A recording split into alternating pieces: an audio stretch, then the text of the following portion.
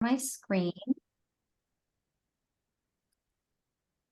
And let me put this into present mode. Okay, can everyone see my screen okay? I'm assuming that's a yes, because now I can't see everybody. So welcome to the Northern California Arthritis Foundation webinar. I am honored and privileged to be here with you today. We are going to explore a whole different area that I don't believe I've covered a whole lot in previous lectures, maybe just touched upon, and that is really giving you an introduction to Ayurveda. So with that, I want to give you the disclaimer that I am not a trained Ayurvedic physician. I'm an integrative rheumatologist with a significant interest in Ayurveda, with hopes to do formal Ayurvedic training in the very near future. But in the meantime, I will share with you the amazing wisdom that is Ayurvedic medicine, at least what I understand of it and how it may apply to you, not just from the standpoint of arthritis, but also just in terms of general wellness and potentially any other medical conditions that you may be suffering from. So with that, let me figure out why there we go. So we are going to cover some of the basics of what Ayurvedic doshas are. I'm going to get into details of what that is. We will affect how different tastes affect our doshas. We'll explore how the doshas govern our internal circadian rhythm. We are going to look at 3 modes of Ayurvedic detoxification, become familiar with a couple of Ayurvedic practices, and lastly, it's probably not an introduction, but chat a little bit more about some Ayurvedic herbs that may already be in your kitchen or in your medicine pantry. So it won't quite be an introduction, but maybe just a little bit more discussion on how these may help arthritis. So Ayurveda comes from the Sanskrit words Ayur, which mean life and longevity, and Ved, which means knowledge or science. So essentially, Ayurveda means the science of life. And the objective of Ayurveda or Ayurvedic practice is to teach us how to live in a truly balanced, natural, and harmonious state. So this has been practiced for more than 5,000 years in India, and it's the traditional whole system of medicine from India.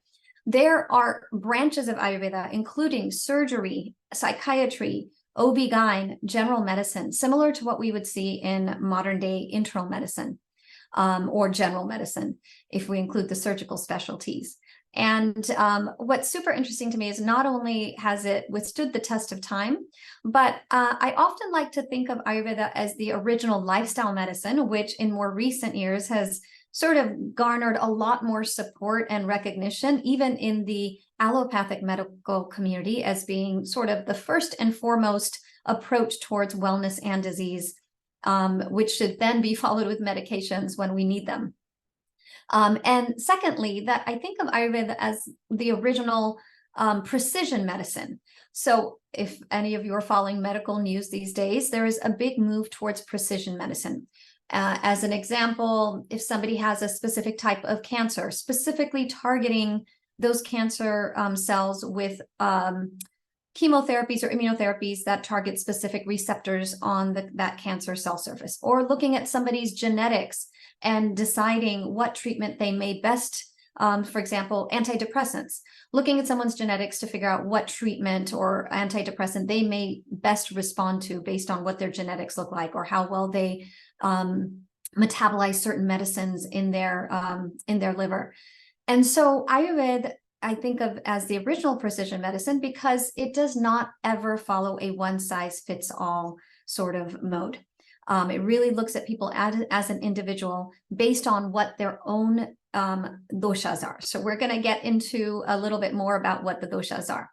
So essentially through Ayurveda, it's about finding balance in body, mind, and spirit.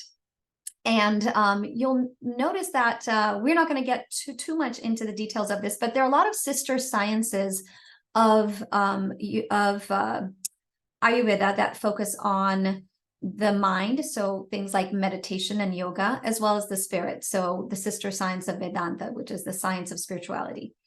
And so the focus what we're gonna focus on today is learning about Kapha, Pitta, and Vata, the doshas, and how we can balance those.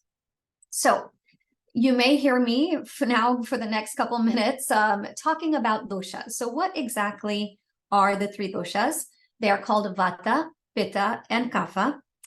And Vata is essentially the energy that governs movement in our body, that is associated with movement. So it governs breathing, muscle and tissue movement, pulsations of the heart, and all the movements within a cell. So intracellular, transport, and so forth. Pitta is the energy associated with metabolism. So it governs our digestion, our absorption, our assimilation of nutrients into the cells, into our tissues, essentially also regulates our overall nutrition and metabolism and our body temperature. And lastly, Kapha. This is the energy associated with structure. So bones, muscles, tendons. Kapha, that energy also contributes to lubrication of the joints, moisturization of the skin, and helps maintain our immune system. So I've kind of only just focused on the physical aspects of these particular energies, but there are also more mental aspects of these. So Vata, since it's the energy associated with movement, it often governs our creative energies. Pitta is associated with that metabolism, so it also governs our drive. And Kapha is again structure, but that often it governs our emotions. So let's step back for a little bit and talk about where this idea of doshas comes from. So we'll start at the bottom and work our way up. So actually, we're going to start in the middle. We're going to start with the elements. So the world is composed of 5 elements: ether, air, fire, water, and earth. And so this may seem to get a little esoteric for a moment, but it actually makes so much sense. Each one of these elements is associated with one of 10 opposing what we call gunas in Sanskrit, which means characteristics. So these 10 opposing characteristics: heavy, light, cold, hot, oily, dry, dull, sharp, smooth, rough, dense, liquid, soft, hard, stable, mobile, gross, subtle, and cloudy and clear. And without jumping too much into details, you'll notice that each one of these is associated with one or two of the elements, or sometimes 3 elements. So for example, cloudy is associated with water, whereas clear is associated with ether and air. Some of the more obvious things: hot, clearly associated with the fire element, dry associated with earth and air, and another one kind of very obvious might be cold is associated with water, heavy is associated with water and earth. Okay, so just keep in mind these characteristics, these opposing 10, altogether 20, but 10 pairs. And when we think about these characteristics and which elements they're associated with, those are the characteristics that describe each one of the doshas. So Vata is governed by the elements of ether and air, Pitta is governed by the elements of fire and water, and Kapha is governed by the elements of water and earth. So what does this look like in the human body? So these are what we call anthropomorphics. I realize that a lot of the images that I have in my slide deck are of women, and I was hoping to not offend any men on the call today. So I made sure to find one that had some men in my graphics here. So these are 3 men, and each body type, or what we refer to in Western medicine as anthropomorphics, can be described by their doshas. So a Vata person governed by air and ether, and if we just jump back for a minute, air and ether, light is one of the things that we think about with that dosha. So the body type tends to be somebody who's slender, so a little more thin-framed. The Pitta, water and fire, remember Pitta is metabolism. This tends to be somebody who's a little bit more muscular in body type. And then Kapha, water and earth, so a little heavier, a little rounder around the middle.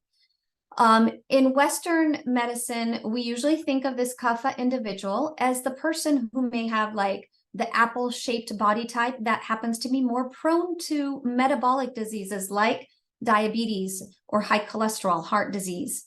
The Pitta person is often that person that I like to refer to as the skinny fat person. That's my dad, for example, who is very much Pitta, and he has had early heart disease, more related probably to what we relate to as like stress related disorders, right? So he's very type A, super driven, and even though he's got this lean muscular body type, he also probably has a little bit of that belly fat that we deep belly fat that we recognize in Western medicine to contribute to cardiovascular risk. And then there's the Vata person who is super slim, and they usually are not super prone to those kinds of metabolic diseases in general. Now, this is a super simplified idea of what the doshas are.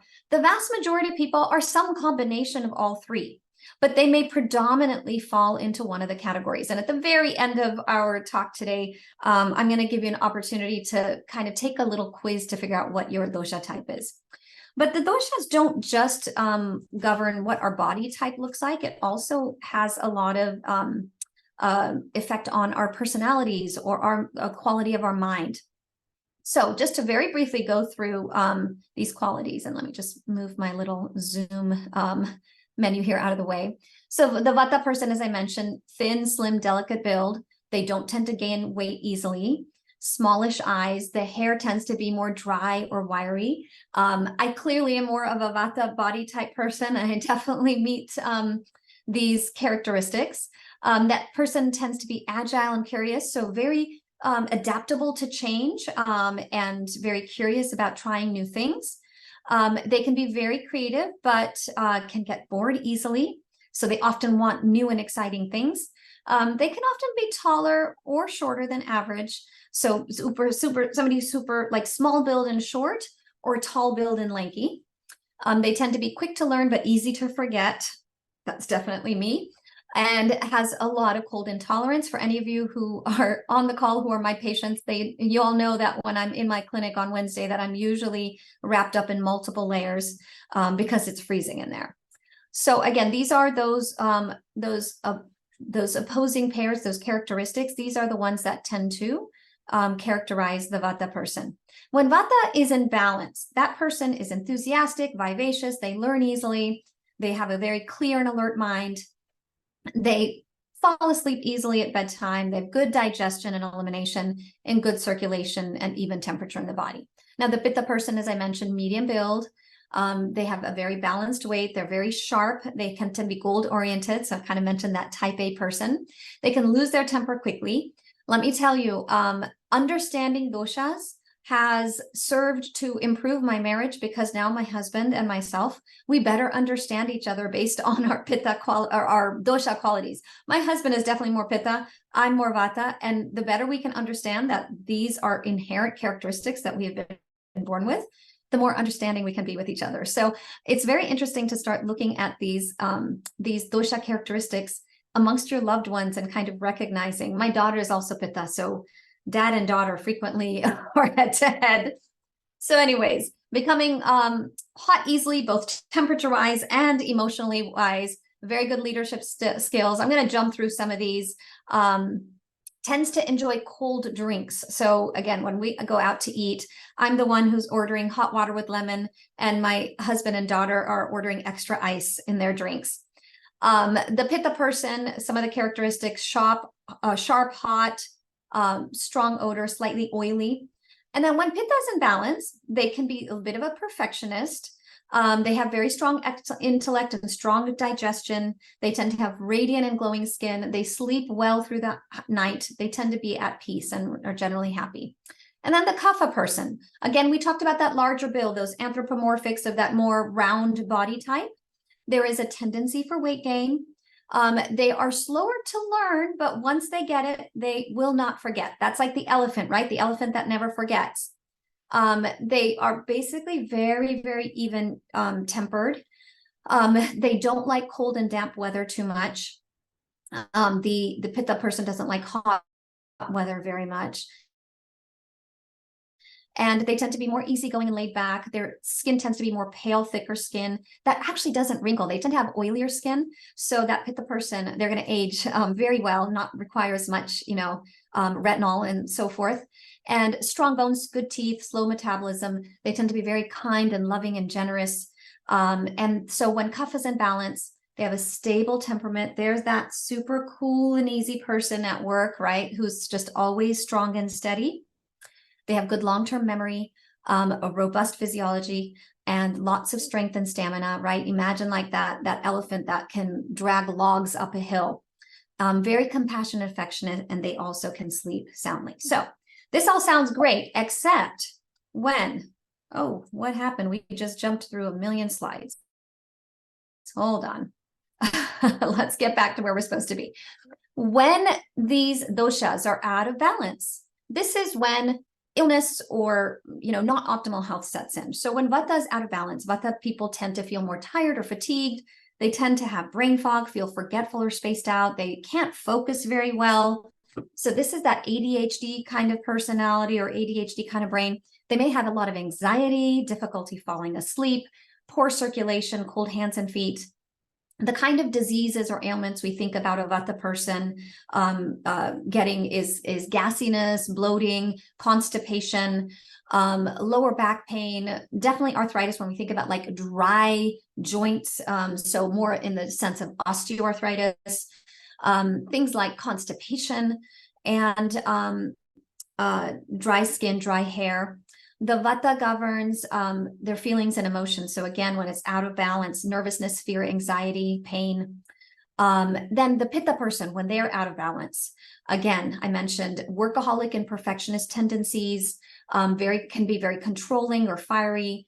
They feel overheated. They can have acid reflux. Think about too much heat kind of coming up. They can be prone to skin rashes like acne and eczema and other hives, for example. They may have very interrupted sleeps and loose bowel movements, okay? And the kind of things we associate with pitta being out of balance include things like conjunctivitis, jaundice, having fevers, a lot of rashes, acid reflux or gastritis. In the brain, when pitta is out of balance, it can present or manifest as anger or jealousy or hatred. And kapha, as I mentioned, out of balance, those folks can really gain weight very easily and make them more prone to things like diabetes. They can have sluggish digestion. So similar to the vata person, a kapha person may be prone to constipation. They may be very prone to wet diseases, right? Remember, we have the water element being very predominant in the kapha. So sinusy things, bronchitic, the folks who are just often just wet sounding in their lungs, that a lot of respiratory issues. They can get fatigued and have lethargy. They can, again, have a bigger tendency to depression or sadness. They can have a lot of trouble waking up in the morning if their kapha is out of balance and can have a lot of food cravings. So the kinds of things I mentioned, sinusitis and bronchitis, lung congestion, lymphatic problems, so a lot of swelling in the legs. You can see that in kapha individuals, water retention, things like tonsillitis and chest infections. As I mentioned, the weight gain, diabetes, gout, cholesterol, high cholesterol, heart disease. And then these folks, when their kapha is out of balance, they can be more prone to attachment or greed and depression. So what can we do to move ourselves out of imbalance? And as I mentioned, not every person it needs to be actually perfectly balanced between all three doshas. It's not like a perfect person is 33.33333% vata, pitta, and kapha. But at baseline, you may be a variable percentage. Let's just say I'm simplifying things because maybe your mind texture might be more pitta, but your body texture is more kapha. But just to simplify things, we call it prakriti. That's what your baseline percentages of your doshas are. And then vikruti is when they're out of balance. And the goal of any kind of Ayurvedic intervention, whether we're talking about diet, yoga, deep breathing, Ayurvedic herbs, Ayurvedic lifestyle practices, the goal is to get you back to that prakriti, what's your natural born into balance of these three doshas is meant to be.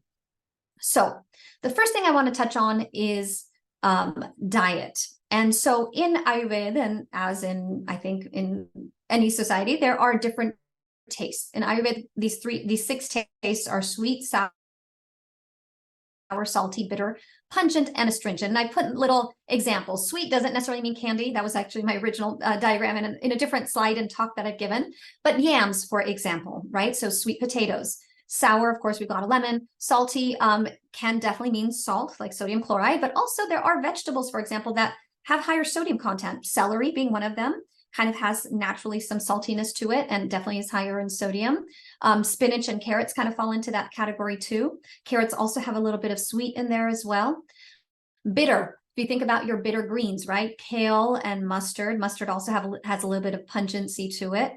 But the bitter greens, we're going to get to the idea of balancing taste with doshas. Pungent, things like onion and garlic, these kind of fall into the pungent category. There are other things like hing, which is a resin from a particular plant in India that is often used in Indian cooking in place of garlic and onion as a pungent addition to cooking. It also is interesting because hing can decrease gassiness, and it's used in almost a medicinal sense when people are cooking with it. And then lastly, astringent.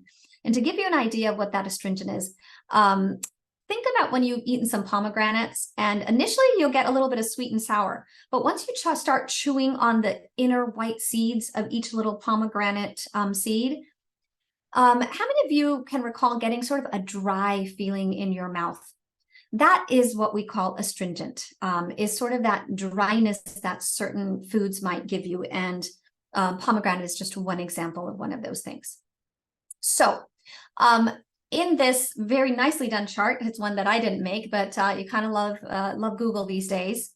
We are going to just really quickly run through the tastes that I just mentioned. So sweet is composed of, similar to our doshas, earth and water. And if you recall, the dosha that was associated with earth and water was kapha. And so the qualities of sweet are heavy, moist, and cool, being directly related to earth and water. And so for folks who are imbalanced, disproportionately so in vata and pitta, the sweet taste is something that can balance them out. Now, a kapha person, if they are over imbalanced into their kapha state, then sweet can exacerbate. And if think about that, how much sense that makes. That kapha person, round body type, prone to gaining weight, prone to things like diabetes, that person, when they eat carbs, right, whether they're as processed refined sugars or carbs in the sense of like bread and pasta and rice and potatoes, that person is going to be more prone to driving them into more of a kapha imbalance. Makes sense? It all makes sense when you really think about it. So salty, governed by the water and fire elements. Now, if you recall, salty, or water and fire rather, water was part of kapha and pitta, and fire was part of pitta. So the qualities associated with salty are warm, moist, and heavy. The vata person who is overly imbalanced into their vata state, they can rebalance themselves if they're overly in vata imbalance by increasing the amount of salty foods in their diet.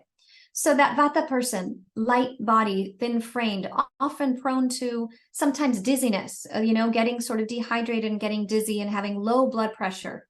They can use salt in their diet and actually most of the time tolerate it. The pitta and kapha person, if they are exacerbating their pitta and kapha, salty stuff may end up worsening their predisposition. And I'm just going to touch on one or two other more of these. So sour foods, again, because of the qualities that are in earth and fire, which are the elements that govern sour taste, again, satiates vata. So if somebody is overly in a vata predominant state, they can add salty and sour as well as sweet things to their diet to help balance themselves out. The kapha person who's out of balance can add pungent and bitter. So touching on bitter greens, kale, mustard greens. One of the most famous, I guess, Asian vegetables is called bitter melon. It kind of looks like a really bumpy cucumber. That particular vegetable in Ayurvedic cooking and diet is very good for folks who have diabetes and high blood sugar, and actually has been shown in studies to help bring down blood sugar. So it's that idea that bitter sort of balances sweet. And the kapha person, if you think about the elements that govern kapha, earth and water, are too sweet, and they can use the bitter to balance that out. So this is sort of the basic principles of Ayurvedic cooking, in that you can adjust what you're eating by adjusting your doshas, by adjusting what you're eating. And last example I'm going to give from this table here, in the interest of time, is the pitta person. So the pitta person, pungent stuff. So what did we have in pungent? We had things like garlic and onion, and certainly things like hot pepper kind of falls into the pungent area as well. And that person who's already falling into the pitta dosha predominant. So my dad, again, prime example, not just pitta, but very frequently pitta over imbalanced. Garlic, onion, hot spices, ginger, and cayenne. So example of my dad, if he has food with too much garlic, onion, immediately acid reflux, and he's reaching for like fennel or cumin or DGL or other things to help calm down his acid reflux. He's also, one of the other ways over pitta manifests for him is bloody noses. So if he has too much ginger or cayenne pepper in cooking, and specifically for him, he can handle fresh raw ginger, but ginger powder, it kind of changes the elements and quality of ginger when it's wet and moist and grated versus dry. So my dad, if he has too much ginger powder, will get a bloody nose. Now we're going to get to how all this lines up with inflammation or with arthritis. So for those interested in learning more about these concepts of the different tastes, this wonderful woman, Sahara Rose Katabi, is an Ayurvedic doctor down in Southern California, and she's written this wonderful cookbook. I think we can put the link to this in the chat. Otherwise, if you just remember Eat Feel Fresh, it's very easy to find on Amazon, but we'll go ahead and put the link if any of you are interested. I love this cookbook. It's beautifully put together. The photography is wonderful in the food photography. And what I really like is that all the recipes, if needed, they can be adjusted based on what your dosha imbalance. If you have a dosha imbalance, for example, if you're too pitta, the recipe may have a variation where you might leave out the onions, or if you're too kapha, the recipe will have a variation where you'll sub the sweet potato with cauliflower. So it has really nice variations on the recipes to help guide how you should be eating. So from that, we are going to jump forward into the circadian rhythms that are governed by our doshas. So this is referred to as dinacharya in Sanskrit, which basically means ruler of the day. And there are similar concepts in traditional Chinese medicine. This is the idea that our body and mind should be aligned to the natural circadian rhythms and physiologic functions that actually are governed by the rotation of the earth, the position of the sun in the sky. It's super interesting. Actually, a couple of years ago, the Nobel Prize actually went to some researchers who figured out what genes in our body actually allow us to align ourselves to the natural circadian rhythm of the earth. Super interesting research that they did, but that's just a side note. But let's just quickly go through this Ayurvedic clock, and you'll see how these concepts of the doshas being alive at different times explains the second wind that people might get. I certainly definitely get the second wind. And I also want to point out that besides the 24-hour clock that's here, the different doshas also predominate more so in our bodies at different times of the year. So for example, if you think about India, which is like a 3-season country, winter, spring, and summer or monsoon season. So in the summer in India kind of has two parts, right? There's like the initial dry heat part, and then there's the monsoon season, which is the wet heat portion. So winter, summer, and monsoon, I guess, is the best way to put it. But in any case, The summer season tends to be more pitta predominant. So even if you are a vata person, your pitta comes a little bit more alive in the summer months. In the winter, even a pitta person may have some vata in them or some kapha in themselves that comes a little bit more alive in the winter months. And in the fall, for example, when like the wind is blowing a lot, fall is often a time where a lot of vata individuals might find them more imbalanced into their vata state. So there is this idea that the doshas predominate at different times of the year, and then also at different times in our life. So babies, think about babies. They are soft and round, and they've got those adorable little folds in their wrists and their elbows. They're soft and pudgy. They have body fat, right? Somewhere along the line, those babies and toddlers and kids start losing their body fat. So there's this transition from more kapha state into a more pitta state through the teen years into the 20s and 30s, and then moving on throughout the life cycle into a more vata state in seniorhood, right? So drier, brittle bones like osteoporosis, drier joints, so osteoarthritis, drier hair.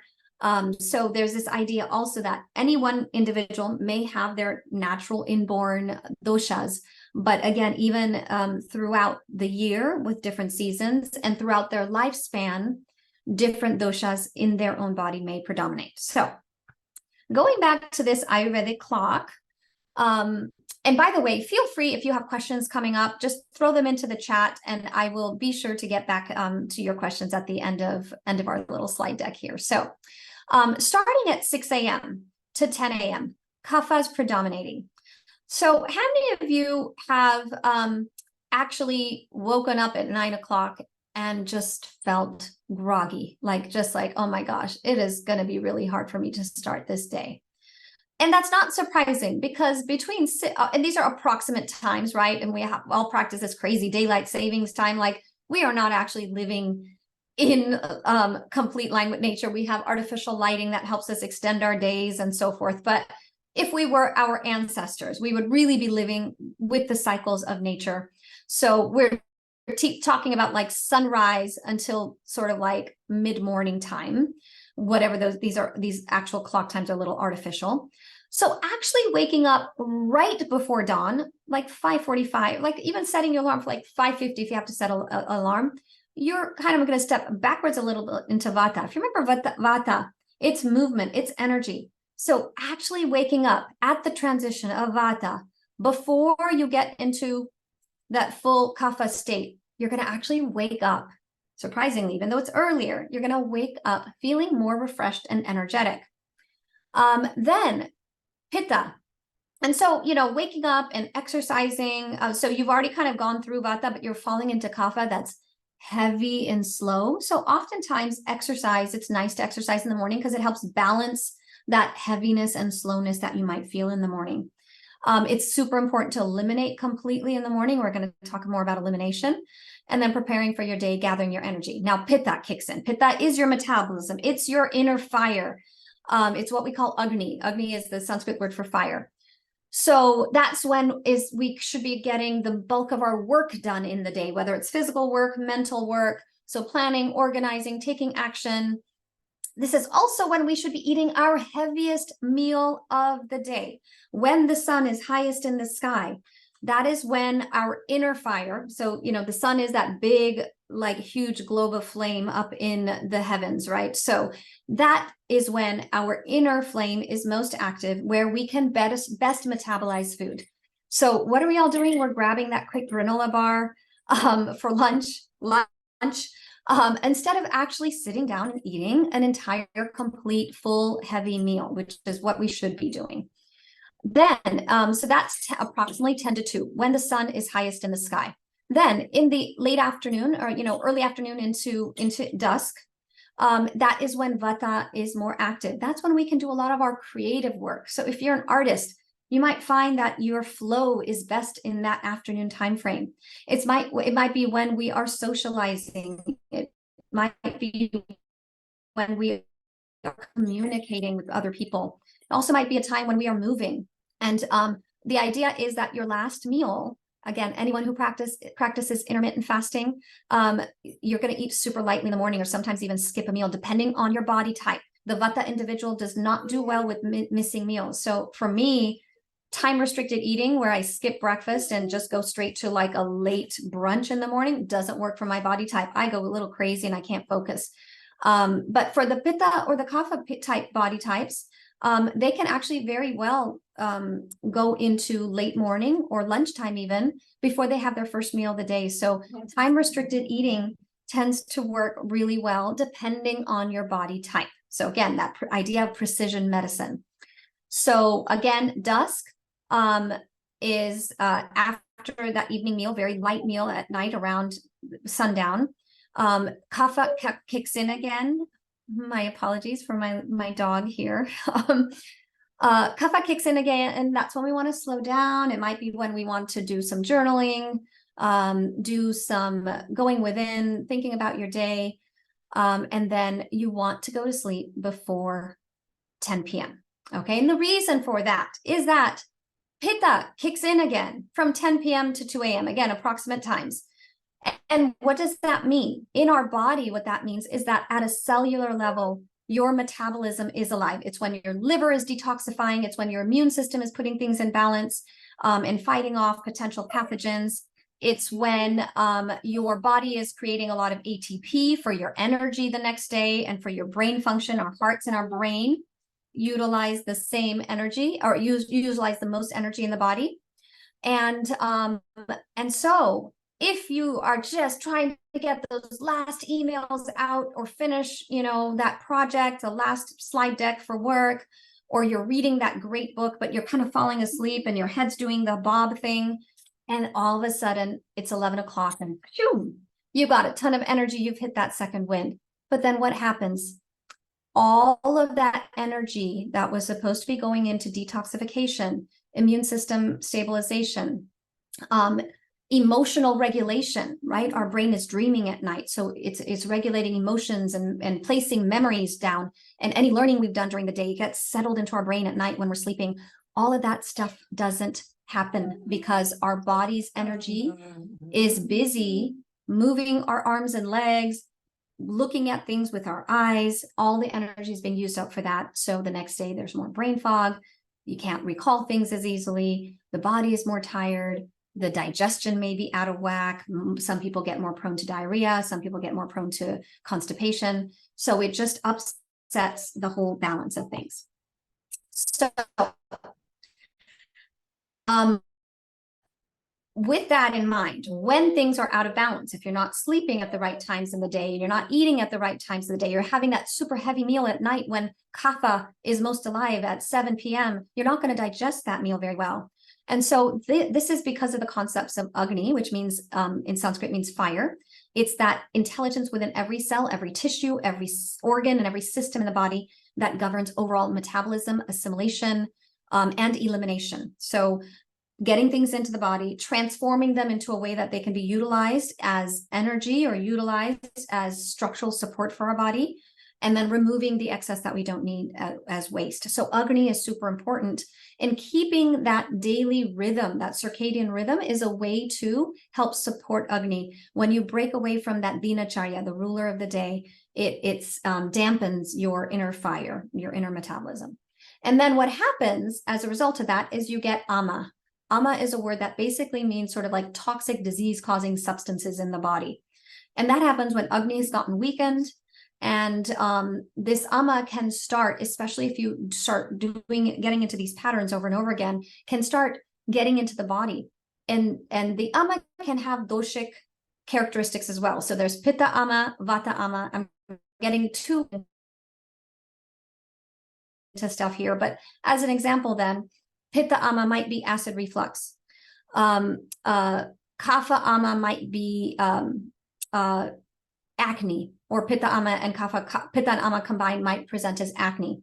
So this accumulation of this Ama and it's like a very general esoteric term. I don't know, there's not really an English or like Western medicine equivalent of this, but the idea is that if you start accumulating too much Ama into your tissues, into your organs, it can then eventually lead to disease states like psoriasis in the skin or eczema in the skin, or fatty liver, for example, or things like rheumatoid arthritis or lupus. So again, this over buildup of AMA, and depending on our genetics, for example, our environment, our diet, the AMA can be fully removable, or in some patients it gets so sort of ingrained. And this is a question I often get as a rheumatologist, is like, doctor, if I do all this natural stuff, am I going to cure myself of my rheumatoid arthritis? And I think from an Ayurvedic construct, there's this idea that sometimes AMA is very, very deep, deep seated, and we can get to a place where we can like pacify it and get it under control, but we might not be able to cure it. So even from an Ayurvedic standpoint, different disease states have a different level of curability. So how do we get rid of this AMA in the body?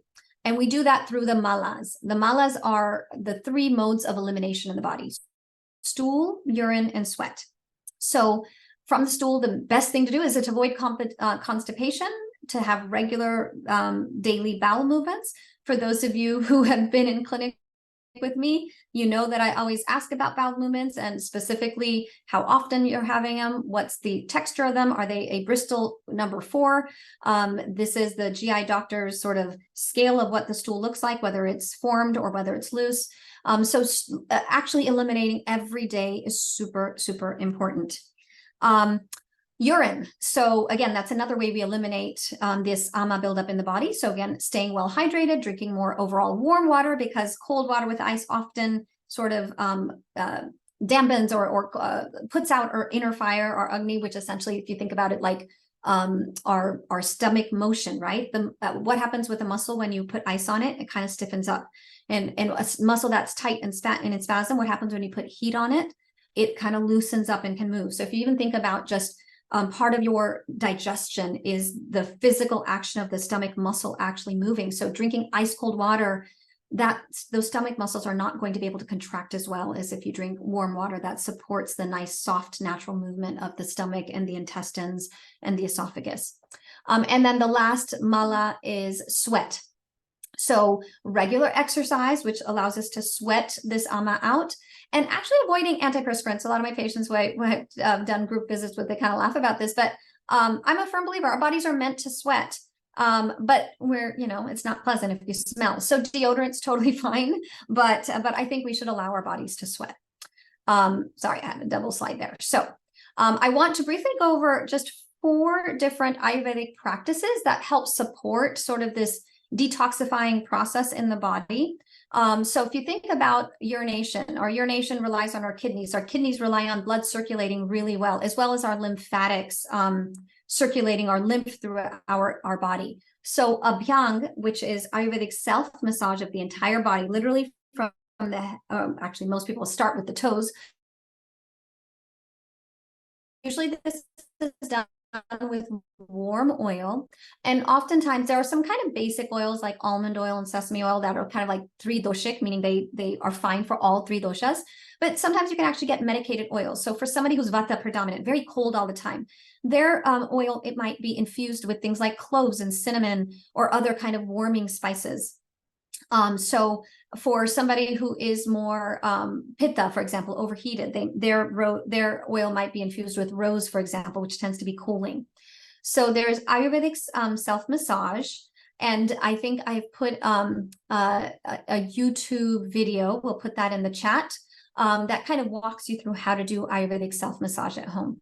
My grandmother, who only studied, I want to say formally through 6th grade, was just so well read. She just read on her own. And I didn't know until I was an adult that what she was doing every day, she laid out this old 1970s curtain that had like a vinyl backing so as not to get oil all over the carpet. And every single day before she showered, she did an Ayurvedic self-massage. And as she got older, I kind of would do it for her. I would massage her joints and her bodies and her muscle, starting at the toes, working our way to the head.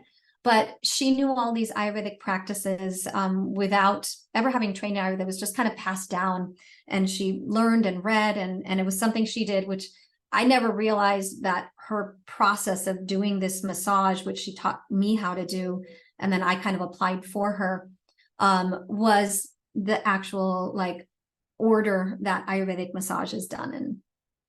Another Ayurvedic process or practice is Jeev Prakshalana. And so this is cleaning of the tongue or scraping of the tongue. And if you ever go to see a traditional Chinese medicine doctor or an Ayurvedic doctor, one of the things they may actually do is have you stick your tongue out and take a look. And the next time you wake up in the morning, before you brush or do anything else, open up your tongue, open up your mouth, stick your tongue out, and take a look at what your tongue looks like. And if there's a white coating on it, that white coating is probably an accumulation of that ama in the body. For folks who tend to be constipated, you might always have a little bit of white coating in the mouth. A lot of folks in the morning will naturally have some, and as soon as they do this tongue scraping, which oftentimes is done with like a copper tongue scrape, or sometimes it can be stainless steel. I've seen plastic ones on being sold all over the place now. I personally like the copper ones. You can find them at your local Indian grocery store, or actually like anything else, you can find it on Amazon. But again, it's this practice of sort of scraping off accumulated ama off the tongue after brushing one's teeth. There's another Ayurvedic practice called Kavla Graha, and this is oil pulling. So pulling sesame or coconut oil through the teeth for better tooth and gum health. So from the standpoint of arthritis, there are a lot of studies showing that both the risk of developing rheumatoid arthritis and the risk for more active disease correlates with gingival disease, with gum disease. There's also studies showing that, so our mucous membranes, our mucosal surfaces in our body are all very important in the pathogenesis and the continued stimulus of inflammation throughout the body. There have been links of poor gum health to cardiovascular disease, which we also know many RA patients are at greater, and lupus patients are at greater risk for having early and more aggressive heart disease. So oral hygiene is not just important for having, you know, a lovely smile with clean, sparkling white teeth and healthy gums. It actually has an impact on the rest of your body, particularly rheumatoid arthritis and other inflammatory arthritis conditions, similar to the way our gut mucosa and our microbiome in our gut is super important to our immune system. Similarly, the mouth is. So this practice of pulling oil through the teeth for better tooth and gum health, again, has impacts on the rest of the body. And so, and then some of my patients with rheumatoid arthritis, and often other patients for other reasons. So a lot of RA patients, lupus patients, or even just on their own Sjogren's syndrome patients. Some of those patients can have what we call secondary Sjogren's. It's an autoimmune condition. You can get dry eyes and dry mouth. Sarcoidosis, another condition that can have arthritis, can also cause dry mouth. And then a lot of the medications that we use can lead to dry mouth. So things like Elavil, which we often use for chronic pain of various times, Cymbalta, duloxetine, which is used for chronic pain from osteoarthritis, other antidepressants. Many of these medications can cause dry mouth, and the oil pulling is a way that can relieve some of that dryness and also lead to better flora in the mouth. And then the last Ayurvedic practice I want to mention is Jal Neti, or otherwise known as Neti, or if you're not, if you're just pronouncing it the way most people do here, it's neti, like get yourself your neti pot. But this is rinsing the nasal passages and the sinuses with warm saline water. As a reminder, do not use tap water. It's best to use water that's been boiled overnight or bottled water. And usually it's around a half a teaspoon salt to 8 ounces of water. I like to warm mine up in the microwave to a comfortable temperature for about 30 seconds. That's how long it takes in my microwave. And so you can use an neti pot to rinse each sinus. I've seen the squeegee bottle types as well. I think for patients, in particularly many of my patients who are on immunosuppression, for example, my patients who are on Humira or Enbrel or some other immunosuppressant for their rheumatoid arthritis, or some of my lupus patients who are on mycophenolate or some other or Benlysta or some other immunosuppressants, I have found that if they keep a regular practice of neti, now this is, I don't think anybody's done studies looking at this, but I'm telling you my anecdotal experience with my patients, that regular rinsing of the sinus passages has led to fewer sinus and upper respiratory tract infections for my patients. Has it eliminated them completely? No, but I think just in general, we're seeing fewer infections in those patients. The other thing I want to point out is for patients who have osteoarthritis, there is data suggesting that mast cells, which carry histamine, are responsible for a lot of the cartilage degradation that happens in osteoarthritis. And so patients who have a lot of mast cell activity or histamine activity may have more rapid progression of their osteoarthritis. And so who are the patients who have high histamine? It's the folks who are snotty-nosed, who tend to be prone to asthma and allergies. And so again, helping to keep down that histamine and mast cell activity in the body may be also possibly helpful for osteoarthritis. Again, I'm stretching things there, but I do think this is a very low-hanging fruit, low-risk intervention, easy to do. You can buy a neti pot at every corner drugstore. And of course, you can order it on Amazon. I do not have any stock at Amazon. I just shop a lot there. So we are going to move on to, and sorry for my little typo there, to a couple of Ayurvedic herbs. And I'm sorry, I'm kind of jumping around a bit, but turmeric I just want to introduce you to these two herbs, turmeric and ginger. So I mentioned to you, I'm not introducing you to these herbs. They're ones that people know and probably have in their kitchens. So in turmeric, the active constituents are the curcuminoids, the sesquiterpenes, the zingiberines, and conins, and other fatty acids. Okay, so mouthful there. But essentially what they do in the body, there's a whole bunch of effects of turmeric in the body. But some of the effects include decreasing the production of certain active cytokines or inflammatory chemicals in the body, like IL-6.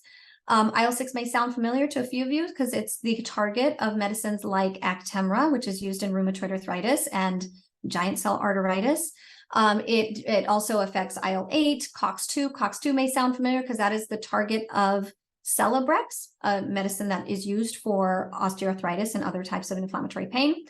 Prostaglandin, nitric acid, matrix metalloproteinases, which are responsible for degradation of cartilage. TNF, it may sound familiar, that's the target of meds like Enbrel and Humira. And NF-kappa B, another chemical that's very active in inflammation.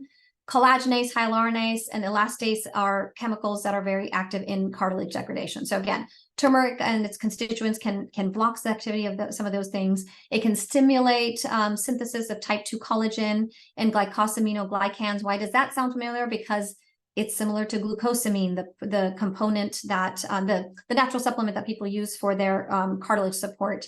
And then it decreases the growth and promotes apoptosis of synovial fibroblasts, which is important because those fibroblasts are also important in the osteoarthritis and rheumatoid arthritis process. So traditionally in Ayurvedic medicine, turmeric has been used for arthritis for infections. It actually has antimicrobial properties. So again, for patients who are on immunosuppressive agents, the turmeric is a wonderful anti-inflammatory that can be taken that may also have the added benefit of just helping to decrease viral infections and so forth. Skin conditions, intestinal inflammation, allergies. My dad did some studies looking at turmeric and found that it actually has direct antihistamine effects, things like oral ulcers and gingivitis. So who should be careful with turmeric? Those who have bleeding disorders, heavy menstrual bleeding, gallstones, peptic ulcer disease, or any platelet problems. If you're going to have surgery, any supplements that you're taking, I recommend holding. Generally, if you're taking turmeric as a dietary, in addition to your diet, it's fine to use in pregnancy and lactation, but otherwise I would be careful with like strong supplements. There are certain medications that can interact, so always talk to your doctor if you're thinking about actually taking a turmeric supplement to make sure that you're not on anything that could potentially interact. Particularly tacrolimus, that is the medicine that is used as an immunosuppressant in many rheumatologic conditions. You can get the whole fresh root. I was actually at Costco the other day and they had whole fresh turmeric root, like I have pictured here, actually at Costco. I was a little shocked. You can, of course, get it as a dry powder, a tincture, teas, and tablets and capsules. And of course, you can actually get topical, but it will stain everything yellow. A typical daily dose, if you're using a supplement, is 1,000 to 2,000 milligrams daily of a 95% standardized extract. Again, that should be held for at least a week before any kind of intervention with surgery. And then there's gingerol. It has a lot of the similar pathways, NF-kappa B, COX inhibitor. The leukotrienes has a lot of the same inflammatory pathways as curcumin. It releases substance P, which very interestingly is a neurotransmitter that causes pain at nerve endings. Substance P is also the target of capsaicin, which is that topical cream or roll-on that a lot of folks use to help decrease pain from neuropathy or from osteoarthritis. So again, ginger can decrease the release of that substance P. It actually increases vagal tone, which is one of the ways in which ginger can actually help nausea. It increases the vagal tone of the stomach and allows for more rapid stomach emptying and helps relieve nausea that way. So any of you who are motion sick, who are going whale watching, just make sure you grab some ginger to take with you. So again, in Ayurveda, it has been used for arthritis and respiratory and digestive ailments, for allergies, as well as for menstrual cramps. Same precautions and contraindications as with turmeric, same like notes on pregnancy and lactation that probably fine to use dietarily, but I would be careful with supplements. Same drug interactions in terms of increasing risk of bleeding with particular medications, and same kind of forms that you can get it in. So again, typical dose 500 to 1500. So I just wanted to lastly share a couple of resources with you, which we'll put into the chat. If you are interested in actually getting a formal Ayurvedic consultation, there are quite a few practices around the Bay Area. The very first one that I have listed there, they're actually based in LA, but they do telehealth.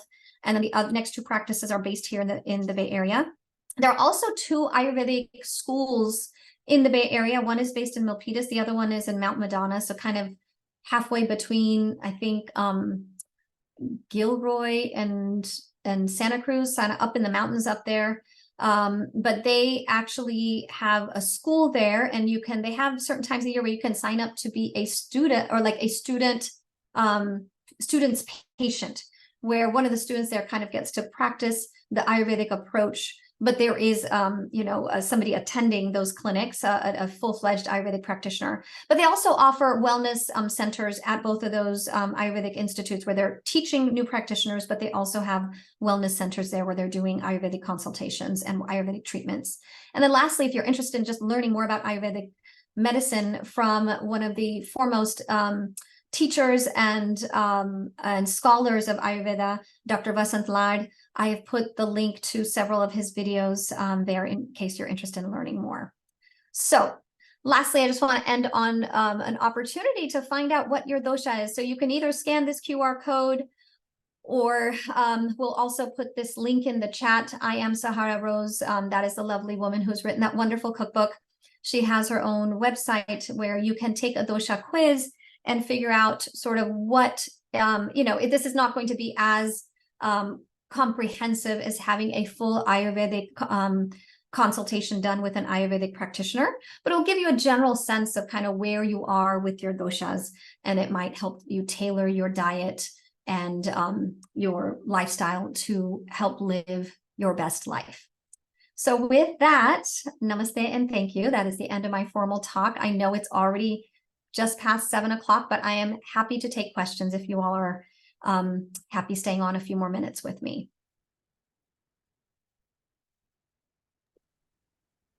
And feel free to either unmute yourselves or put questions in the chat.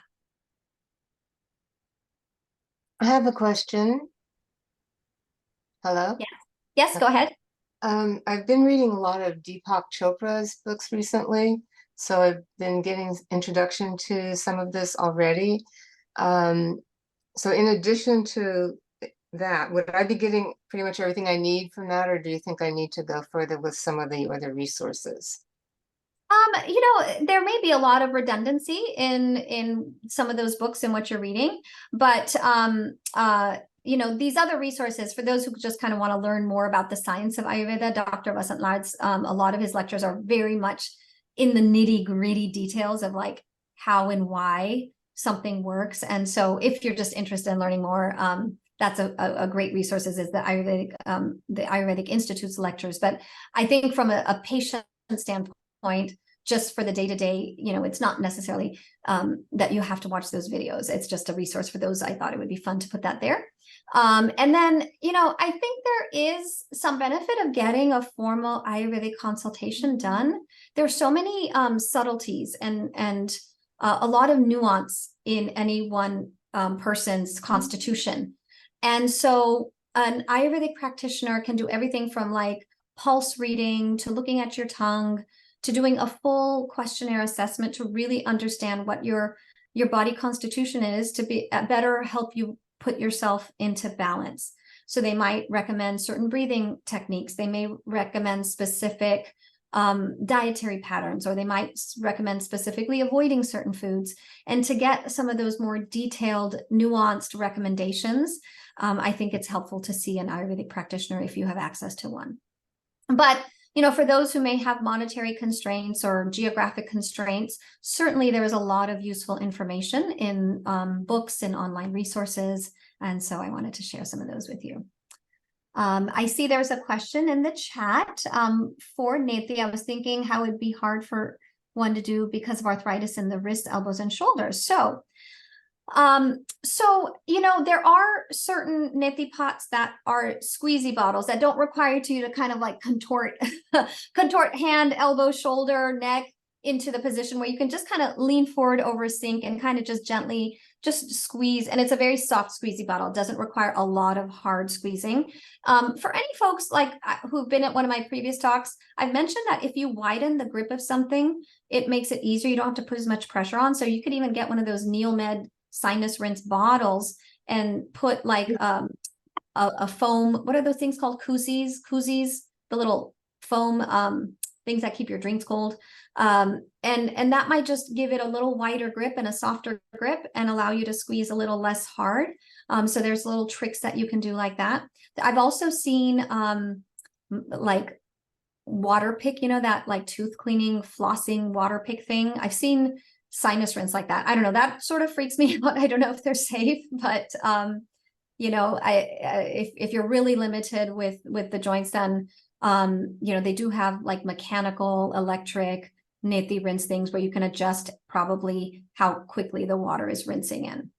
So I hope, and if it's not a practice you can do on a daily basis, if you can get it in a couple times a week, I do think patients do get decreased allergy stuff in their nose. And a lot of my patients who are on immunosuppression, a lot of their sinus infections happen in the spring season when they're getting allergic rhinitis flare-ups, and then it kind of turns into a bacterial overgrowth.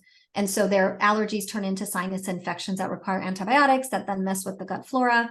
So if you can include that practice, again, what I've introduced you to is things that I think might be helpful. It's up to you to decide what you wish to incorporate in your lifestyle. So how does one pool oil through their teeth? So you basically, I'm going to do this with my LaCroix here.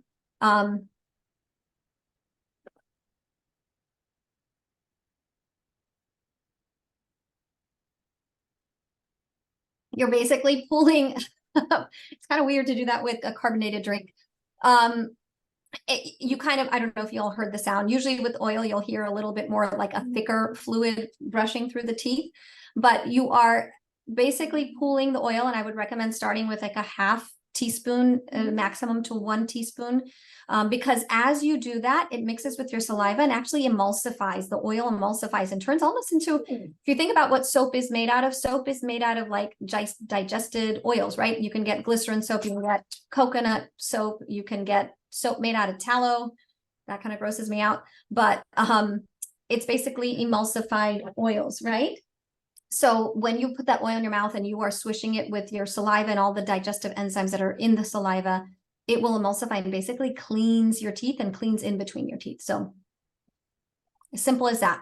I would recommend, a lot of these muscles aren't used to moving that way.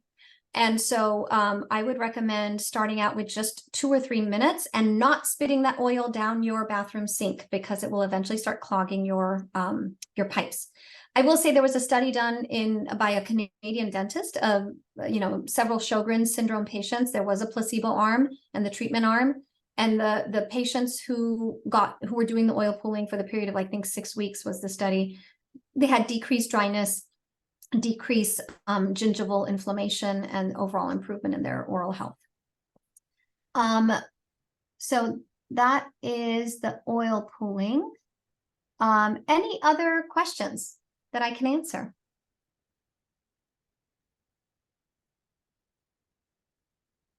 Okay, well, I thank you all for your attention today. I know this was a more general talk on Ayurveda, but I do think that these Ayurvedic principles are super important to maintaining a healthy lifestyle, and particularly the sleep part of that day cycle. If people are not sleeping at the right time, it actually increases your inflammatory cytokines. So all these Ayurvedic practices and concepts do tie into arthritis through one mechanism or another. I want to thank you for your attention today. And as always, keep moving and eat healthy. Thank you, Dr. Shah. Have a great evening, everyone.